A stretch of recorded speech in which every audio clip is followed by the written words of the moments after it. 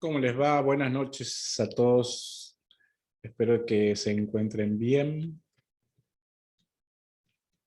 Estamos ahora esperando al resto de sus compañeros a ver si, se integran, digamos, al grupo. Mientras estamos allí, ¿me escuchan bien ustedes? Sí, profe. Ahí está. Sí, profe, 5-5. 5-5. Bien, bien. Yo tengo retorno, pero ahí algo estaba mal. Bueno, ahí los escucho bien a todos ustedes. Bueno, hasta hace un rato tenían clases, me dijeron, ¿no es así? Yo vine corriendo me retrasé, así que bueno, de alguna manera esperamos al resto de sus compañeros a que se integren. Hola, profe. Hola, ¿Gabriel o Francisco habló? O Tomás, no sé quién. Tomás. Tomás, ¿cómo le va? Buenas noches. ¿Cómo está? ¿Cómo anda, profe? Bien. Bueno, me alegro. Em, bueno, mientras se va sumando, digamos, se van sumando sus compañeros y compañeras, vamos a retomar lo que dejamos en la clase anterior, que tiene que ver justamente con este autor clásico, que es nada más y nada menos que Durkheim, Emily Durkheim. Un poco les había dicho el día de ayer, la clase de ayer, que para, digamos, analizar toda la obra de Durkheim, primero tenemos que, de alguna manera, referirnos a lo que es, digamos, el contexto histórico en el cual surge y cuáles son, de alguna manera, algunos teóricos que toma y que considera, pero por sobre todas las cosas va a retomar una tradición que se vincula a lo que es el positivismo, eso es lo que habíamos dicho, y que de alguna manera se asentó en aquellas cuestiones teóricas de los primeros sociólogos, tanto Saint-Simon como Comte, ¿no? Como esos dos teóricos que de alguna manera van a formular cierto marco, digamos, explicativo en lo que es finales del siglo XVIII y principios de lo que es el siglo XIX, de la cual va a tomar Durkheim para elaborar toda su teoría. Y en este sentido, si bien hay en la bibliografía que ustedes tienen para leer, en los textos que no son muy largos, hablan acerca de Saint-Simon y Comte, pero no es mucho. Por lo tanto, nosotros lo que dice esa bibliografía refiere solamente como para poder entender, por sobre todas las cosas, el pensamiento de Durkheim, que es lo que nos interesa a nosotros, ¿no? Es esto que vinimos hablando el día de ayer y las clases anteriores, y que tienen que ver más que todo con el tema de Durkheim en relación a cómo analiza la cuestión social de lo que ocurre en Francia, después de la segunda mitad del siglo XIX, principio del siglo XX, en donde ve los efectos no solo, digamos, de lo que es la cuestión de la revolución industrial, sino también ciertos efectos sociales que tienen que ver justamente en cómo eh, tratar de recomponer los lazos que mantienen unida una sociedad, esos lazos sociales, ¿no? Y en función a eso, la clase anterior habíamos retomado algunas cuestiones centrales que tienen que ver justamente con las palabras claves que utiliza el autor para referirse, mejor dicho, algunas palabras claves, algunos conceptos claves que trae el autor para dar cuenta de su marco teórico. En ese sentido, habíamos quedado en esta parte, ¿no? Es decir, cómo para recomponer esos lazos sociales, ¿no?, en el contexto en el cual escribe, va a dar una mayor preponderancia a esta cuestión, digamos, del trabajo como un elemento que cumple una función social, y por lo tanto, a partir de lo que es el trabajo, se logra al menos una sociedad cohesionada, ¿no? O sea, hay una función que tiene el trabajo como una cuestión, digamos, de integración, de orden, ¿no? Y tiene, por lo tanto, un carácter no solamente económico, sino también un carácter moral, si se quiere, a la hora de plantear esta cuestión de la función social de lo que es el trabajo. Yo les mencionaba a la clase anterior, o en las anteriores clases, que, bueno, de un tiempo a esta parte, por allí, para aquellos que somos un poquito mayor, peinamos canas ya, nos decía nuestro padre, bueno, en realidad o tenés esta opción, o tenés la escuela o tenés el trabajo, ¿no?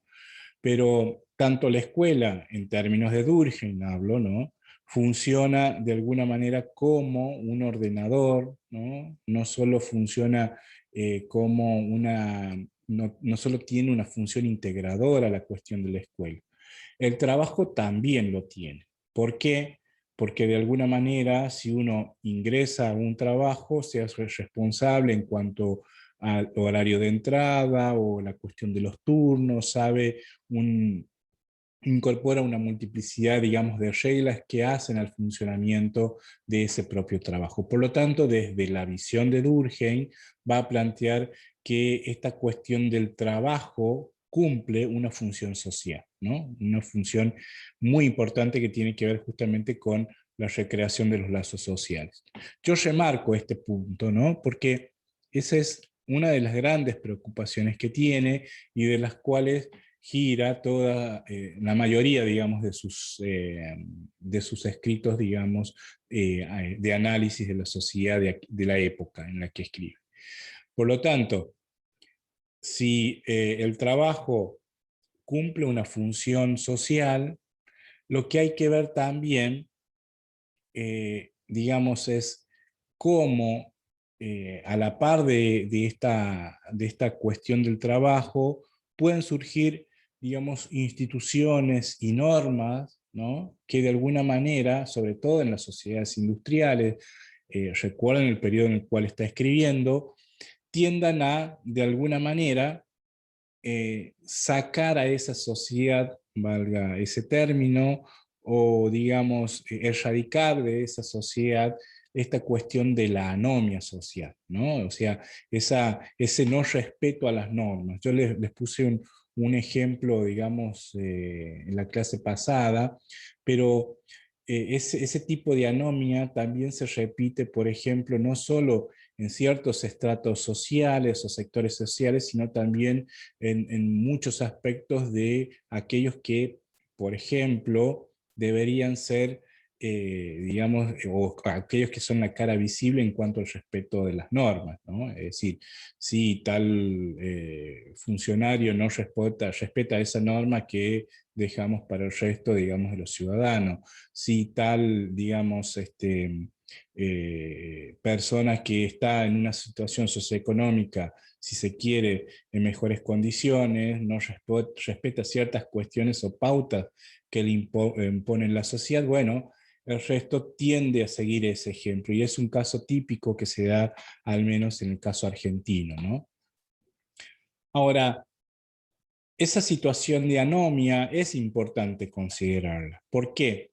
Porque a Durkheim le llama muchísimo la atención en el sentido de que si una sociedad tiende a ser, digamos, anómica, ¿no?, donde no hay un respeto mínimo de esas normas de convivencia, la sociedad se fragmenta, ¿no? Se disuelve la sociedad de alguna manera, y ese es un problema, ¿no?, que hay que de alguna manera solucionarlo a partir, digamos, de ajustar las cuestiones en cuanto al funcionamiento de las instituciones, pero no solo de las instituciones, sino la cuestión normativa, ¿no? Eso es un tema clave.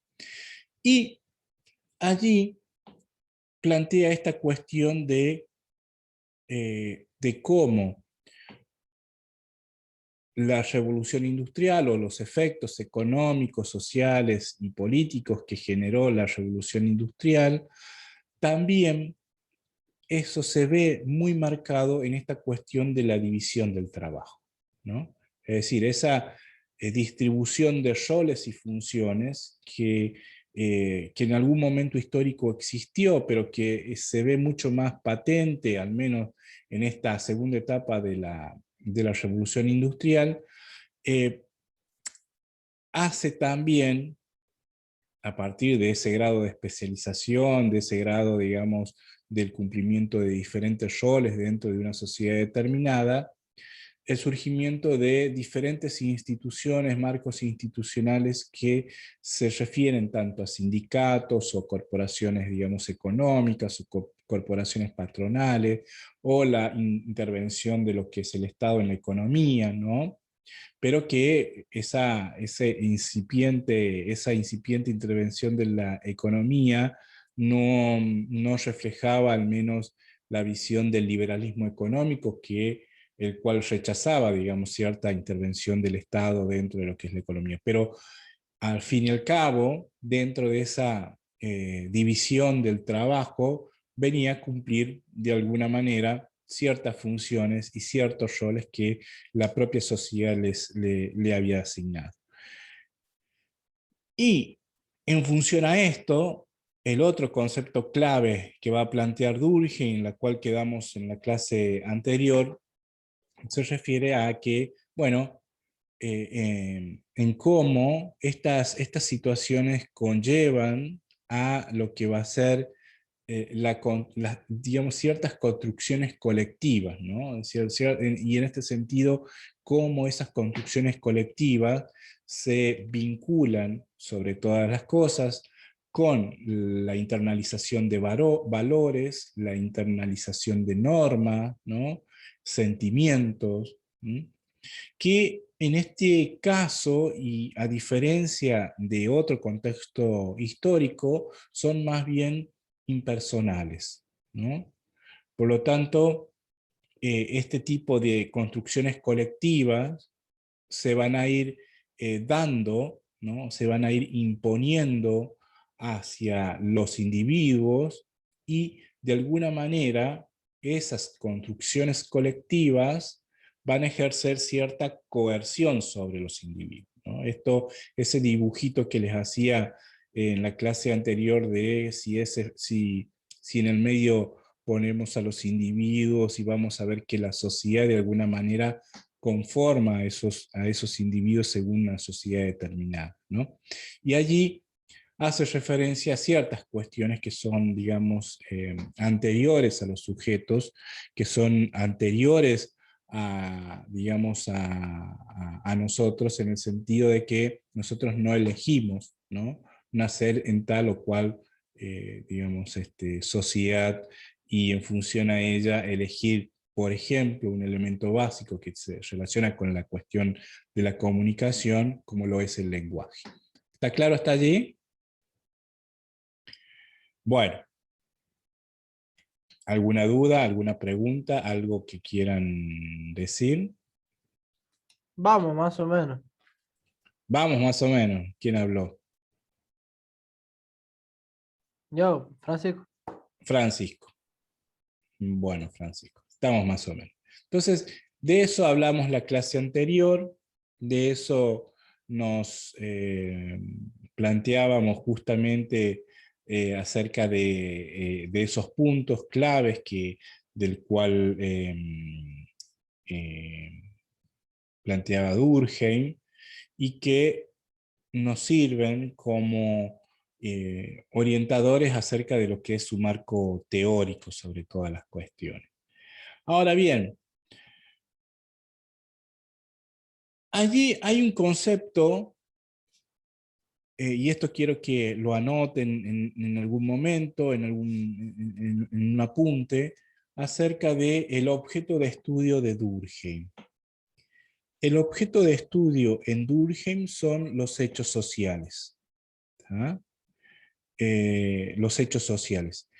Y de alguna manera allí estos hechos sociales se incorporan a través del tiempo a partir de un proceso de socialización. Sobre esa cuestión hablamos, digamos, en un rato, ahora que estamos en clase, para, digamos, referirnos fundamentalmente al objeto de estudio que tiene este teórico que se va a vincular a los hechos sociales, ¿no? Y aquí hay una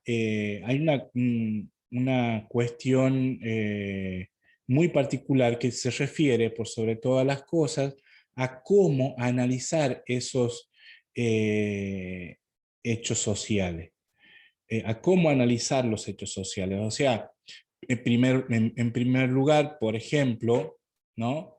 Va a decir, bueno, estos se incorporan a través del tiempo a partir de un proceso de socialización, ¿no? Por ejemplo, la cuestión de la familia, ¿no?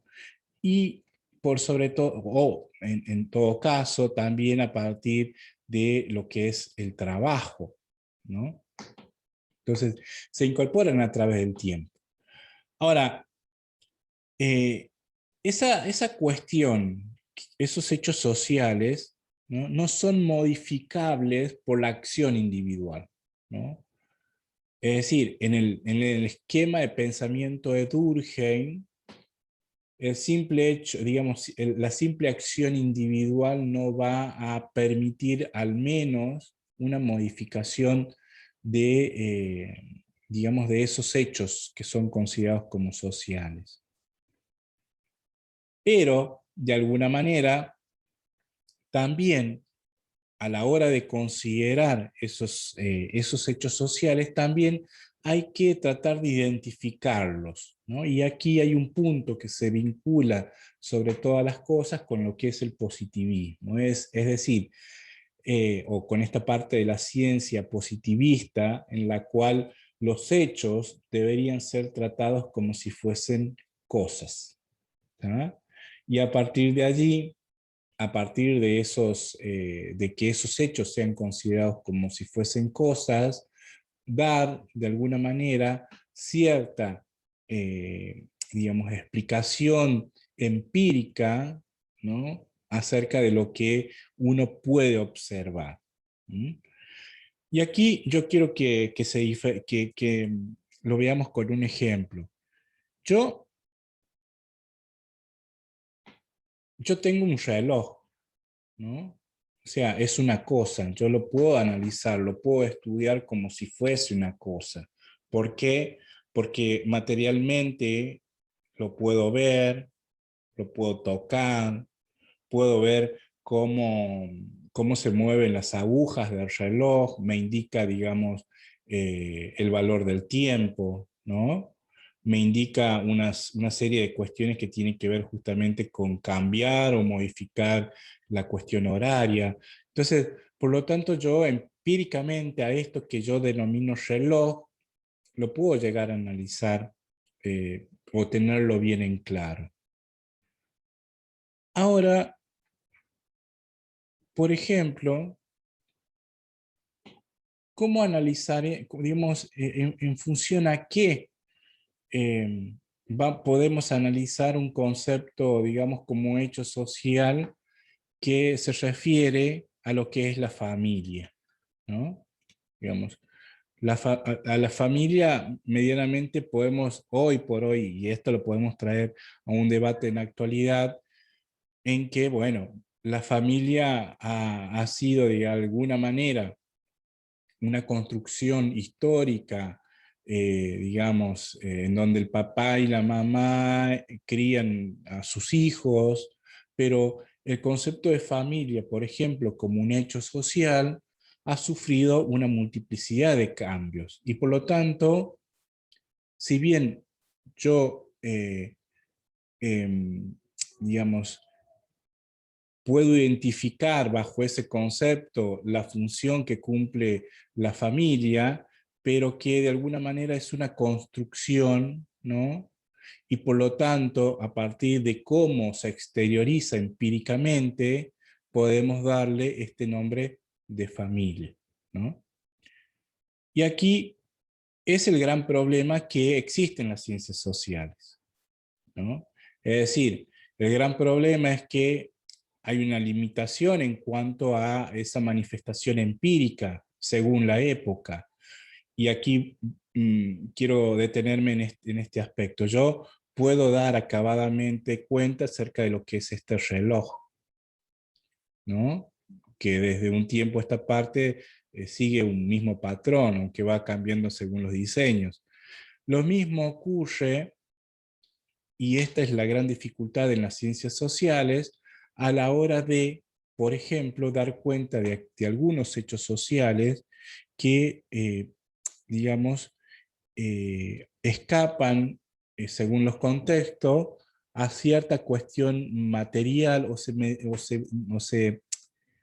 o se manifiestan de alguna otra forma o de una forma diferente de la cual ha sido pensado según un contexto, ¿no? Este concepto de familia, papá y mamá en un tiempo, pero que ahora hay familias monoparentales, familias ensambladas y una multiplicidad, digamos, de cambios sociales que operaron en ese concepto de, digamos, de hecho social en términos de Durkheim.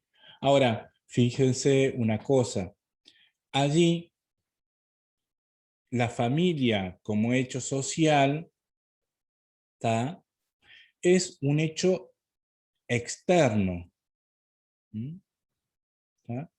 Pero que también de alguna manera es anterior, ¿no? Al menos a nosotros contemporáneamente, ¿no? Nosotros ya nacimos en una familia, ya sea una familia constituida de papá y mamá, monoparental, ensamblada, etcétera, etcétera, pero es anterior a nosotros. Nosotros no elegimos esa familia, ¿no?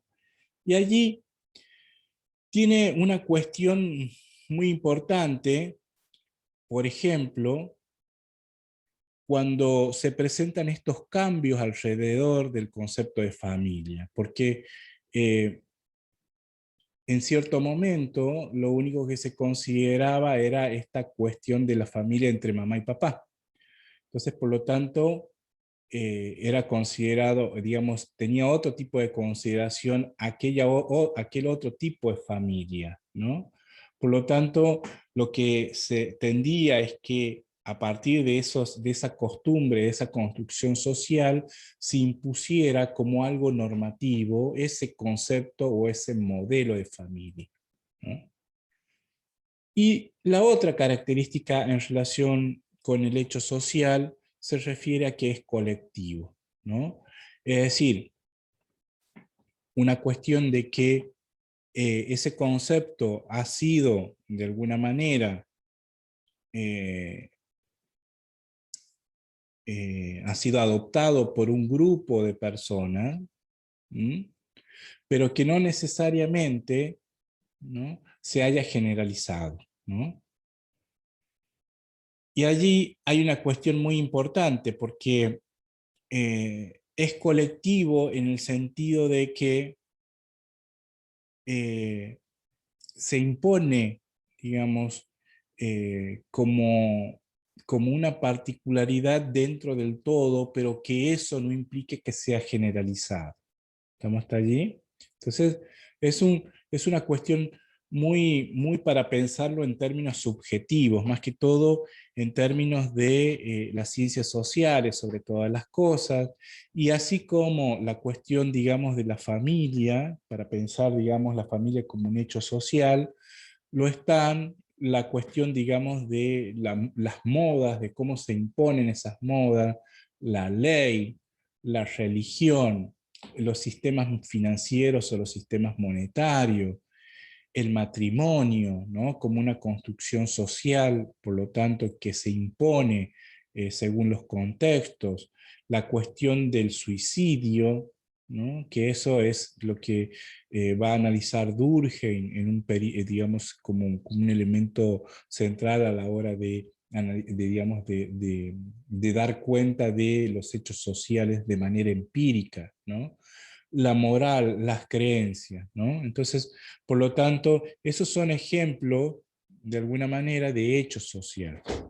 Ahora bien, esos hechos sociales se diferencian de lo que van a ser ciertas corrientes sociales que en algún momento acompañan los periodos históricos, ¿no?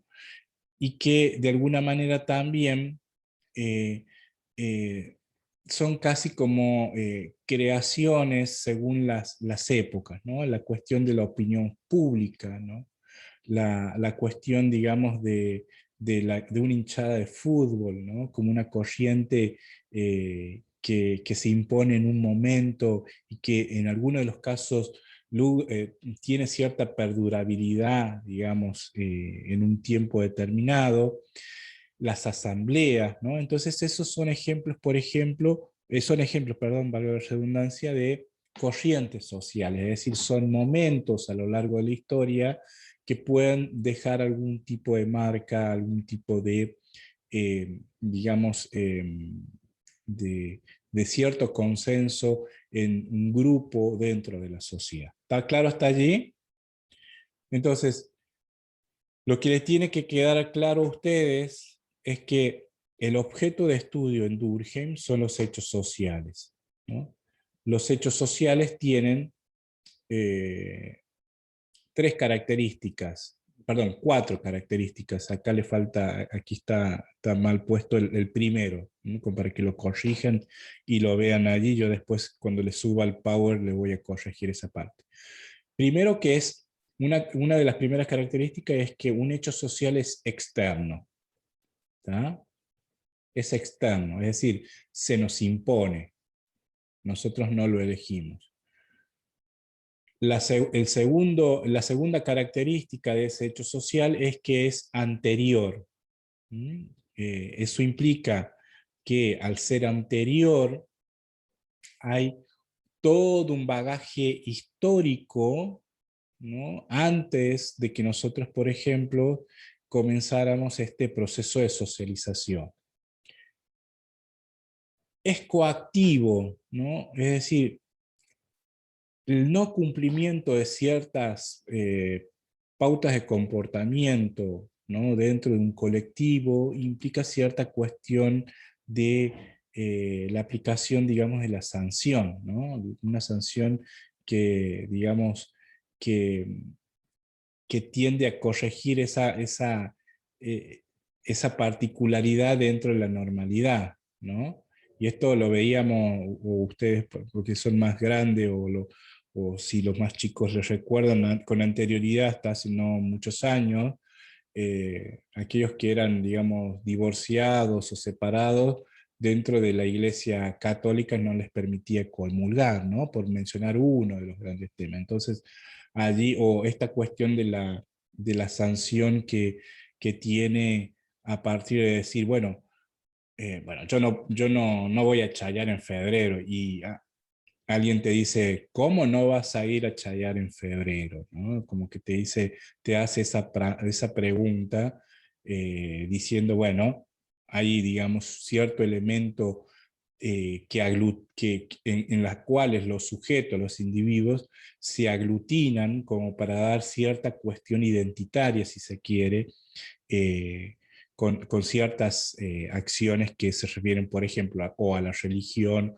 o en este caso a la cultura, como lo es la chaya en el caso de la provincia de La Rioja, ¿no? Y la última característica es que todo hecho social es colectivo, ¿no? Es decir, es colectivo. Esto de ser colectivo no implica que sea general, ¿no?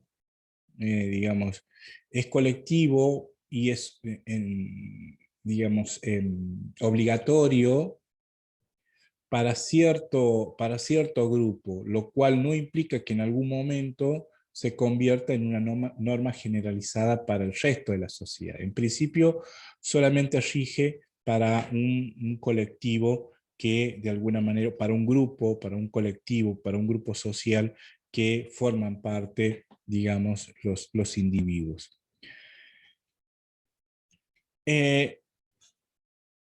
Allí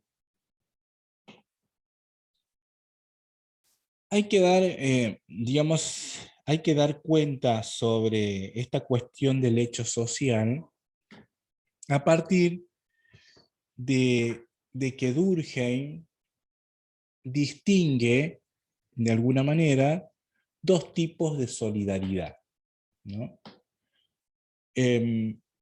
Y en este sentido, permítanme, le voy a poner la pizarra para que veamos más en detalle esta cuestión, más gráficamente acerca de lo que es, digamos, la diferencia entre lo que es esta sociedad anclada en un tipo de solidaridad o en dos tipos de solidaridad. ¿Se ve allí la pizarra? Parece que sí, ¿no? Sí. Bueno. Espérenme un segundito que no conecté la pizarra digital. Bueno, entonces, eso es en relación al hecho social.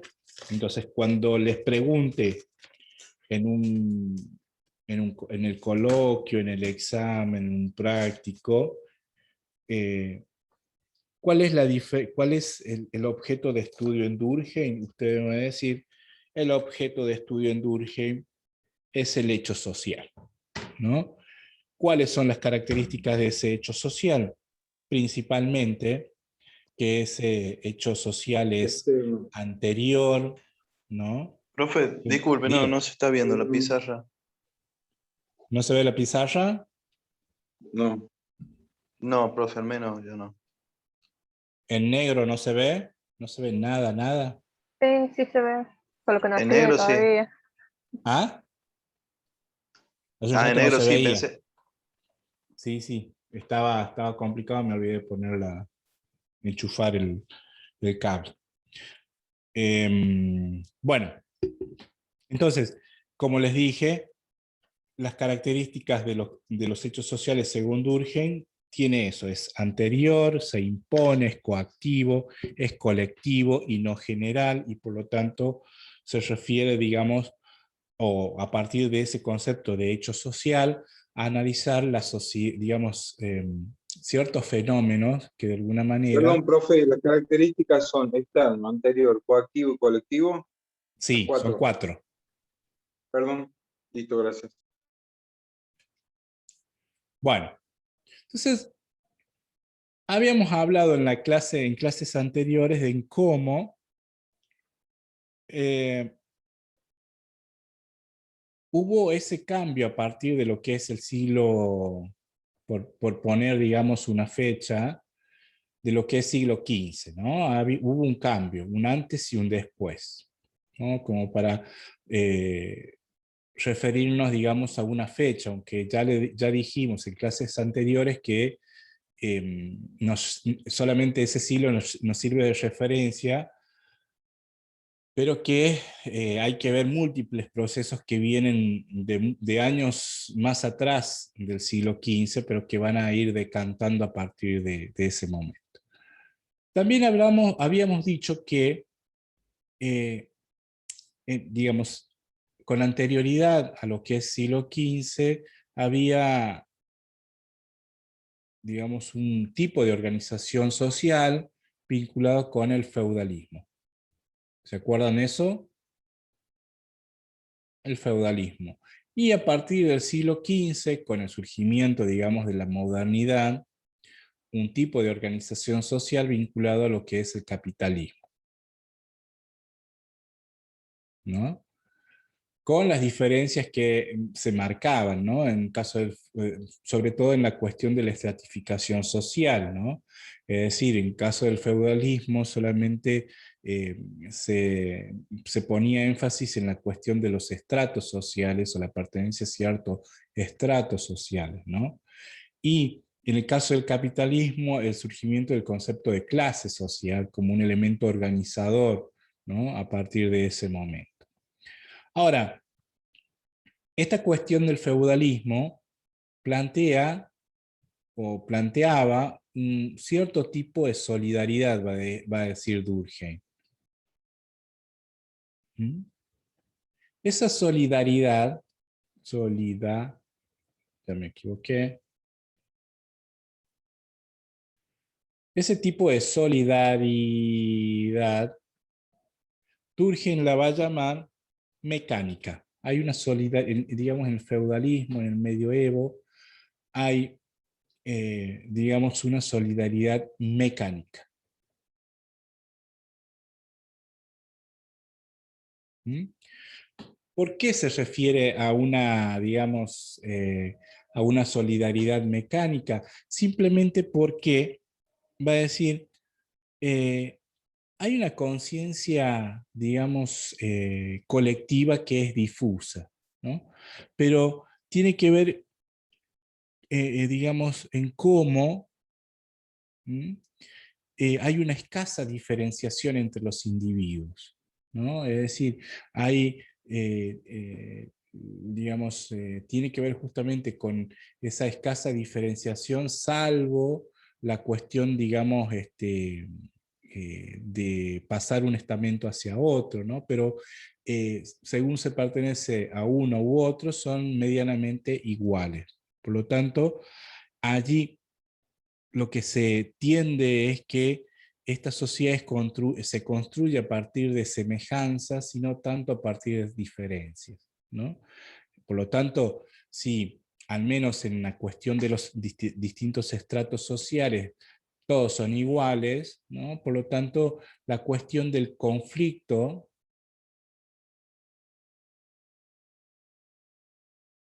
se minimiza, ¿no? La cuestión del conflicto. Cuando hablo de conflicto, me refiero, digamos, a las convulsiones relacionadas con las tendencias a cierto cambio social. O sea, el tema del conflicto no era una cuestión, digamos, mayor. Pero también se da que existe, ¿no? Existe, digamos, una fuerte aplicación de lo que es el derecho penal sobre todas las cosas. Existe esta cuestión que nosotros no lo vemos, pero que, por ejemplo, en el surgimiento de lo que son las prisiones, la cárcel, sobre todo la cárcel, se da porque, bueno, en este periodo, si aquel que cometía un delito se pagaba no con la cárcel, sino con la quema en la plaza, en la hoguera pública, el descuartizamiento. Entonces, esa cuestión de la aplicación del derecho penal en un sentido, digamos, que atentaba contra el cuerpo, ¿no? Lo pagaba con la mutilación en todo caso, en el mejor de los casos, en el peor de los casos, digamos, la muerte, se da un cierto tipo, de alguna manera, de acentuación de lo que son los conflictos, ¿no? Los conflictos, es decir, digamos, van a estar presentes al menos en este periodo de lo que es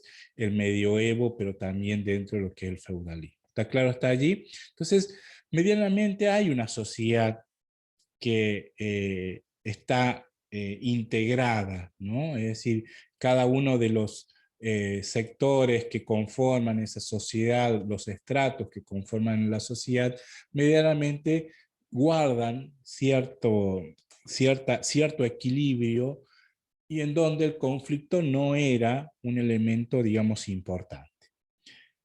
Ahora, cuando se produce un cambio más vinculado a el surgimiento de lo que es el capitalismo, o más que todo la sociedad industrial que deviene a partir de los siglos XVIII, XIX, ¿no? Hay un tipo de solidaridad que surge, va a decir Durkheim, una solidaridad orgánica. ¿Estamos hasta ahí? orgánica. Hay una solidaridad orgánica y que es un cambio de este tipo de sociedad,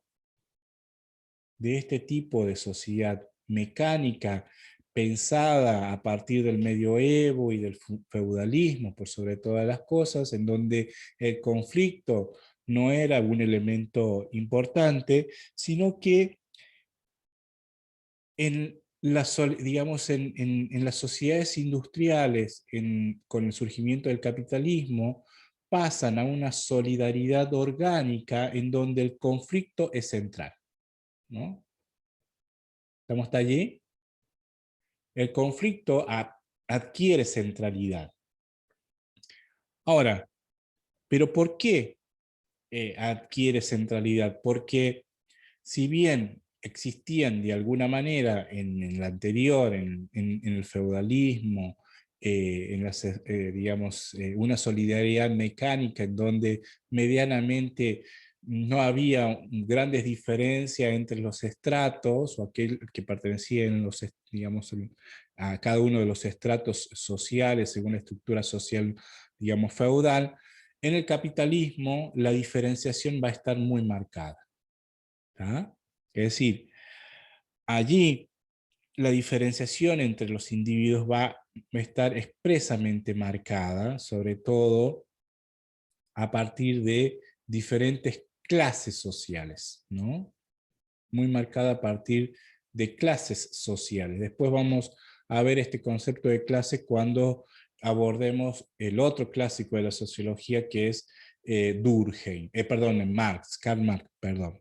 Entonces, allí de alguna manera, para poder, digamos, orden dentro de esta sociedad conflictiva en donde hay una mayor diferenciación entre las clases sociales, ¿no? Va a tener que existir una autoridad externa, algo externo a esto que se llama sociedad,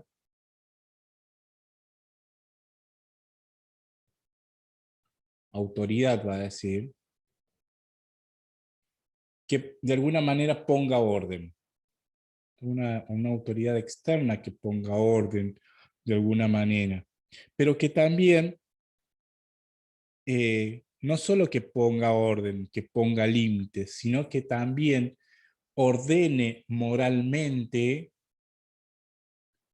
toda esta sociedad que se presenta, ¿no? Conflictiva, desigual, ¿tá? Y por lo tanto, la aceptación de ese nuevo orden debería de ser, de alguna manera, una aceptación voluntaria de ese orden social. ¿Estamos hasta allí? Entonces, lo que a ustedes les tiene que quedar bien en claro en cuanto a un tipo de solidaridad, la diferencia entre una solidaridad mecánica propia del medioevo, del feudalismo, y una solidaridad de tipo orgánica más vinculada digamos, a la sociedad industrial, a la sociedad capitalista, en donde el conflicto es central, ¿no?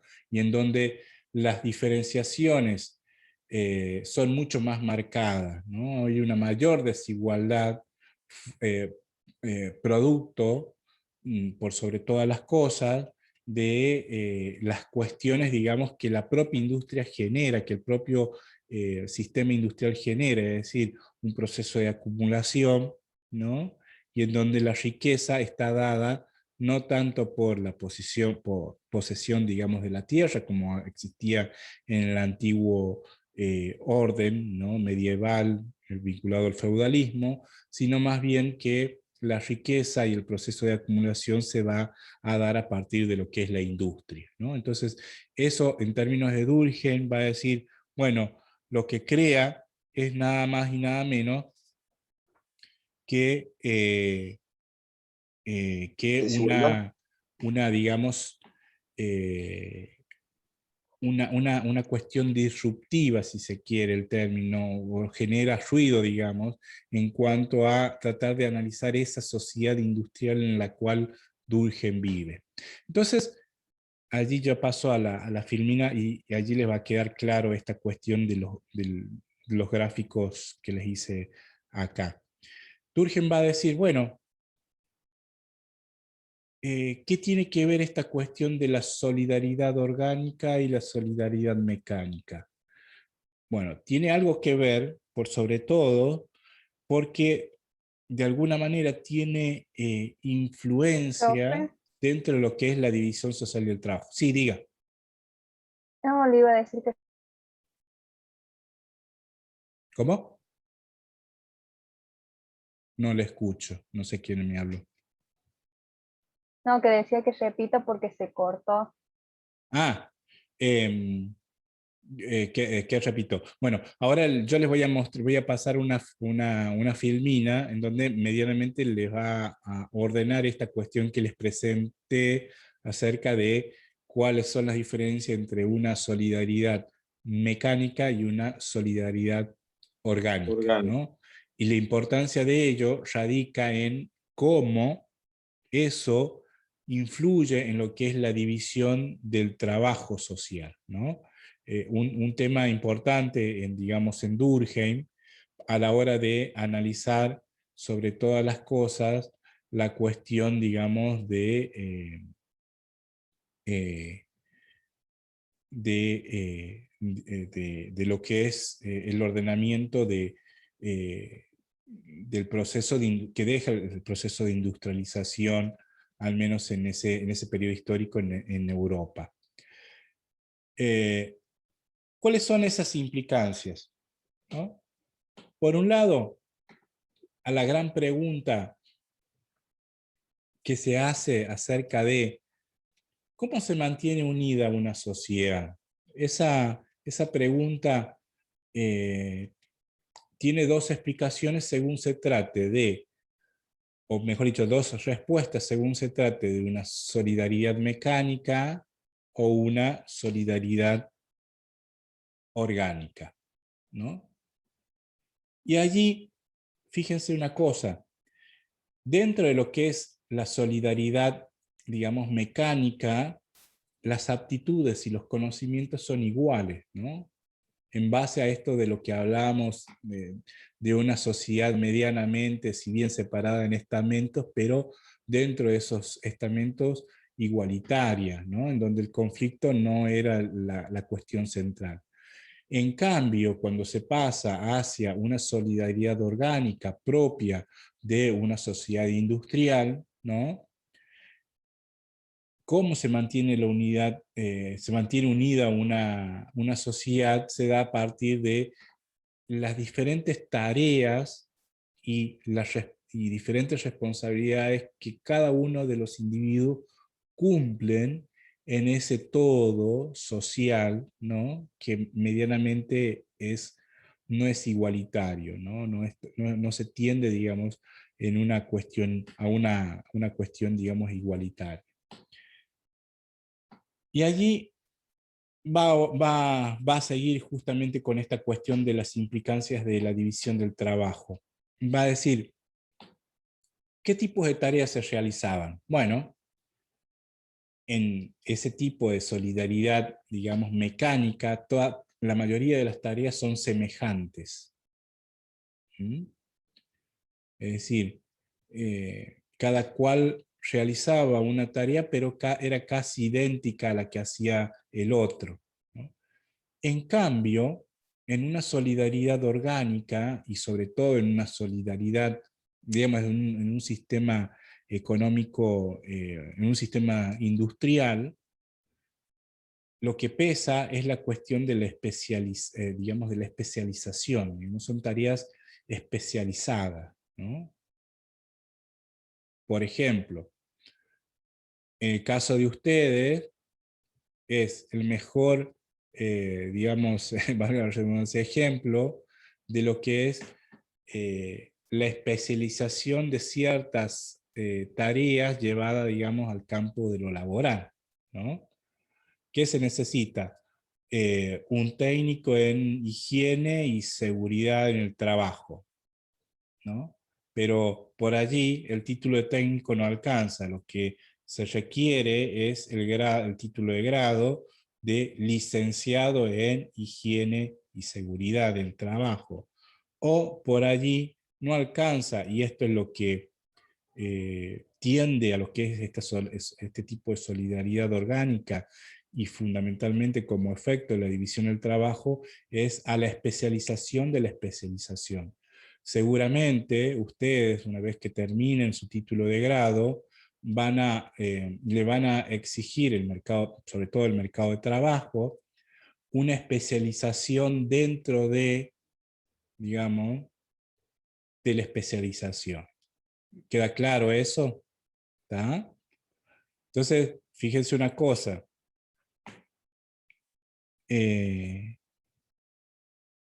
Y esto, digamos, para ponerlo en ejemplo, que se ve, que es muy común, ya que hablamos, ya que estamos en pandemia, de los temas médicos, ¿no? Uno se recibe cursa algo, se recibe de médico. Después vienen unos años de estudio, residencia, pero después tiene que hacer la especialización en algo, ¿no?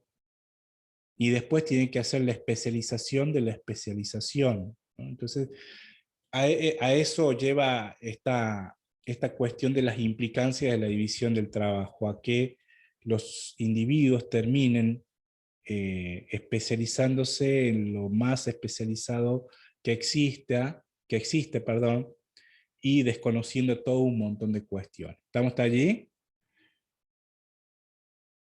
Yo Sí, profe. lo pongo, hola, sí, ¿está claro? Profe, se va entendiendo. Sí, profe. Bueno, Vamos yo, bien. yo lo pongo bueno, en el caso mío yo soy licenciado, especialista, y estoy haciendo un doctorado en la cual dedico, qué sé yo, o estoy dedicando parte de mi vida, más de 5 años de mi vida, en estudiar algo chiquitito así, ¿no? Porque me especializo solamente en un tema eh, que de alguna manera está bueno, pero por el otro lado te hace más bruto en otras cuestiones, ¿me entienden? Es decir, te dedicas 5 años de tu vida a estudiar algo así y después de alguna manera no sabes qué es lo que sucede, digamos, en otras cuestiones. Entonces a eso tiende la cuestión de la división del trabajo social y lo que Durkheim planteaba ya a partir del siglo XIX. ¿Cómo actúan los individuos? Bueno, hay una diferencia, va a decir Durkheim, dentro de lo que es la solidaridad mecánica, hay una mayor competencia, ¿sí? Entre iguales, ¿no? Pero que en la solidaridad orgánica o en el sistema, digamos, industrial, la actuación de los individuos debería tender a una mayor cooperación. ¿Sí? Obviamente que aquí se da una cuestión cruzada, es decir, las consecuencias dentro del sistema de solidaridad mecánica se verifica sobre todas las cosas en una solidaridad más cooperativa, ¿no? A pesar de la competencia. Y en el caso de la solidaridad orgánica propia digamos, del sistema del periodo industrial, una solidaridad de tipo individualista, ¿no? Es decir, sobre todo anclado en esta cuestión de la especialización que cada uno va teniendo sobre cierto aspecto del trabajo o del mundo del trabajo. Y aquí, en relación con esta cuestión, digamos, de la solidaridad mecánica relacionada con el derecho, ¿no? Va a decir Durkheim, bueno, allí en digamos, en el periodo digamos, medieval, por sobre todas las cosas en el feudalismo, se produce una aplicación del derecho de tipo represivo, ¿no?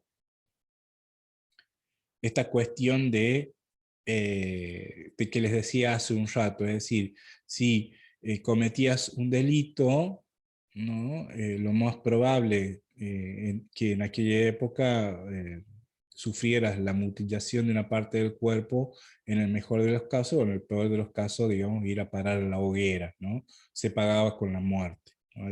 Hay una aplicación del derecho represivo muy fuerte en ese periodo, pero que con el surgimiento de las sociedades industriales, sobre todas las cosas, y el surgimiento de las masas, ¿no? El surgimiento del proletariado, se hace imposible esta cuestión, digamos, de la aplicación de un derecho represivo, ¿no? Y allí hay un cambio muy importante que tiene que ver justamente con la aplicación del derecho restitutivo, ¿no? ¿Qué quiere decir esto? Tiene que ver justamente dentro de lo que, por ejemplo, son los delitos, esta cuestión de incorporar la prisión o privar, digamos, de la libertad por cierto tiempo, hasta tanto que, digamos, salga y tenga una visión, digamos, más regenerativa en el periodo que estuvo, digamos, cumpliendo el periodo de cárcel, si se quiere.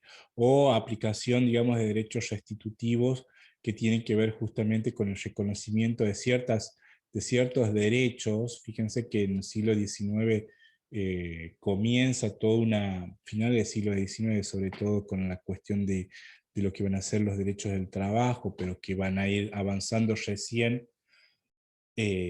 adentrando en lo que es el siglo XX.